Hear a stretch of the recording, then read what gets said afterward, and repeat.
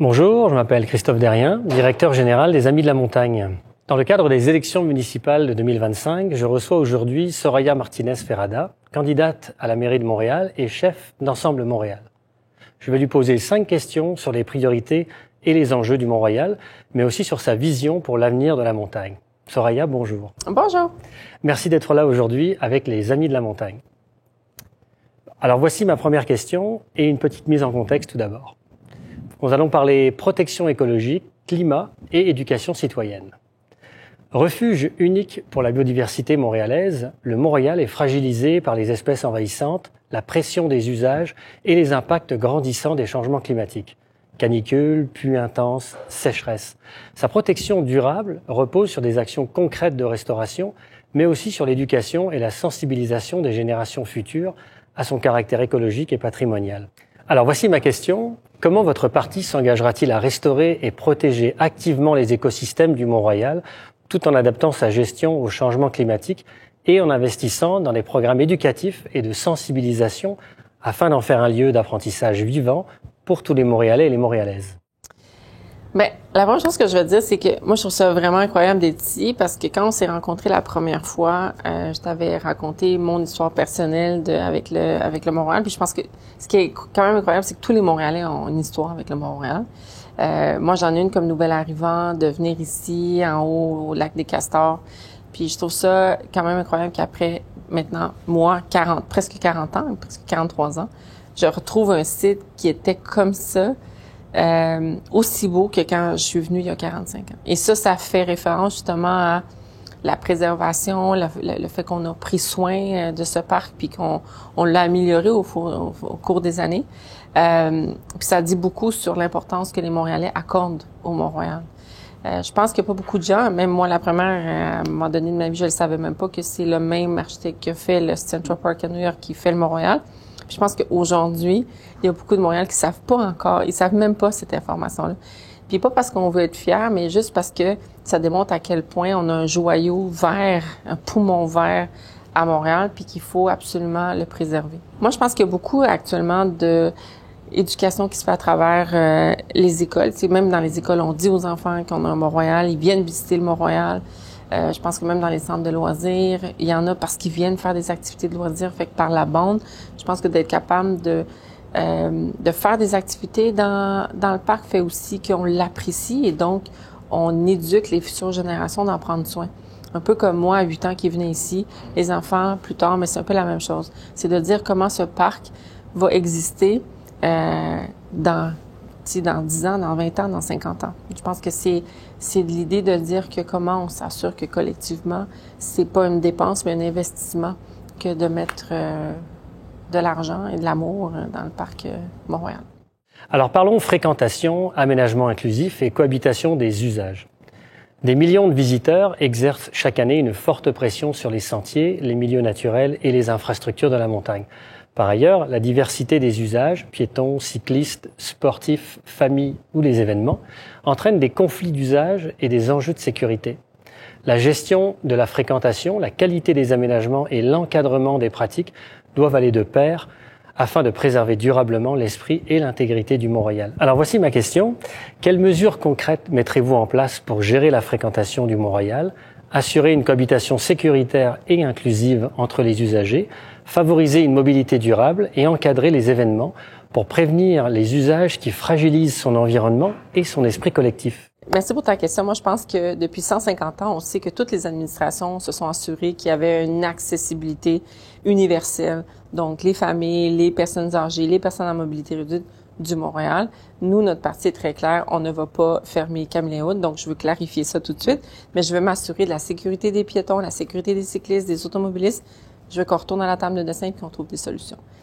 Je pense aussi qu'il faut travailler sur l'ensemble du territoire, donc tous les arrondissements limitrophes et les villes, parce que c'est un financement de l'agglomération qui doit financer des projets comme le pavillon d'accueil. Et moi, je pense que ça demande un leadership politique de la ville de porter un dossier comme celui-là, surtout dans le cadre d'un 150e qui s'en vient. Mais c'est bien évident que si on n'est pas capable de s'entendre avec les villes liées, puis si on n'est pas capable de s'entendre avec les arrondissements, mais on vient mettre en péril finalement un beau projet comme celui du pavillon d'accueil qui va justement faciliter l'avenue des touristes, des jeunes, des écoles, des centres de loisirs pour que ça soit bien intégré dans l'espace du Mont-Royal. Alors parlons maintenant santé, qualité de vie et engagement. Véritable poumon vert de Montréal, le Mont-Royal contribue directement à la santé physique et mentale des citoyens et citoyennes en offrant fraîcheur, espace de détente et contact avec la nature. Sa protection repose aussi sur l'engagement de milliers de bénévoles et d'organismes qui participent chaque année à son animation et à sa préservation.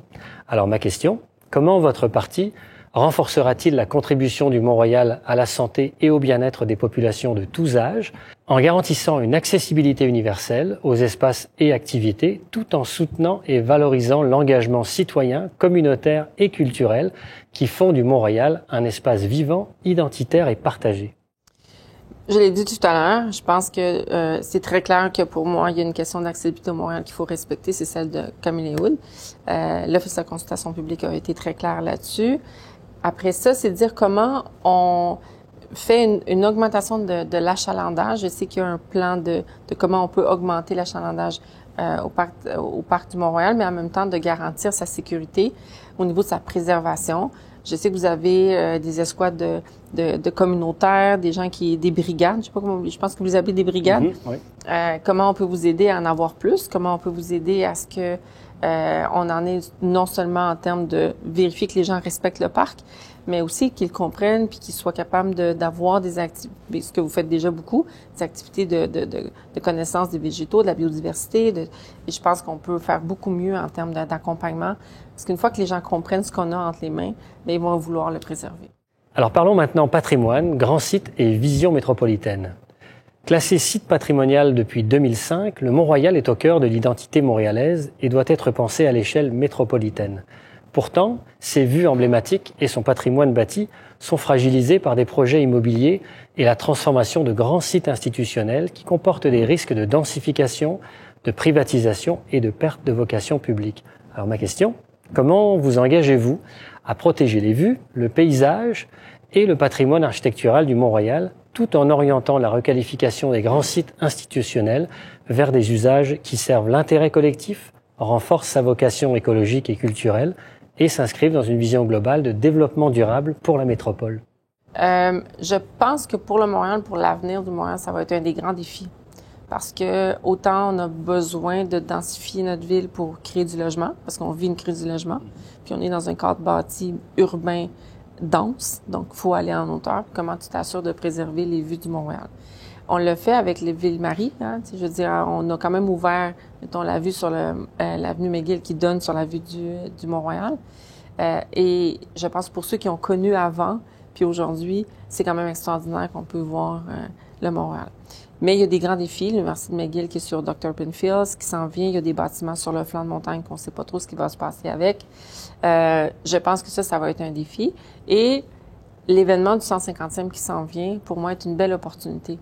C'est une opportunité justement d'avoir ces conversations-là. Puis de savoir comment on se projette dans les 10, 20, 25 prochaines années pour le Mont-Royal, puis que collectivement, on dise comment on le protège, mais comment en même temps on développe des sites comme celui-là, puis s'assurer que c'est bien fait, avec des bons projets qui sont inscrits dans la vocation aussi du parc, qui est le parc Mont-Royal.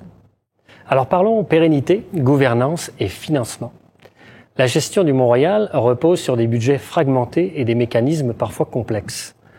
Alors que sa protection exige des ressources stables, une coordination agile et une concertation accrue et forte dans les décisions. Alors ma question, comment votre parti garantira-t-il un financement stable et suffisant, ainsi qu'un cadre de gouvernance efficace, renforcé et concerté pour assurer la pérennité de la protection, de l'entretien et de la mise en valeur du Mont-Royal à long terme? Moi, je te dirais que la première chose que je veux vous dire à vous, les amis de la montagne, c'est que vous avez en moi quelqu'un qui est prêt à s'asseoir et regarder comment on travaille mieux ensemble, entre la ville puis un partenaire qui pourrait être les amis de la montagne. Moi, j'ai travaillé longtemps à l'ATU, vous le savez peut-être, et à l'époque, c'est moi qui avais entre autres négocié avec la ville l'entente d'activité du parc Frédéric-Bach aujourd'hui. Donc, je suis très consciente que vous êtes les bonnes personnes placées pour dire comment on se projette dans le temps par rapport au Mont-Royal, puis je pense que la ville pourrait faire mieux en termes de partenariat avec vous et pour mieux vous supporter.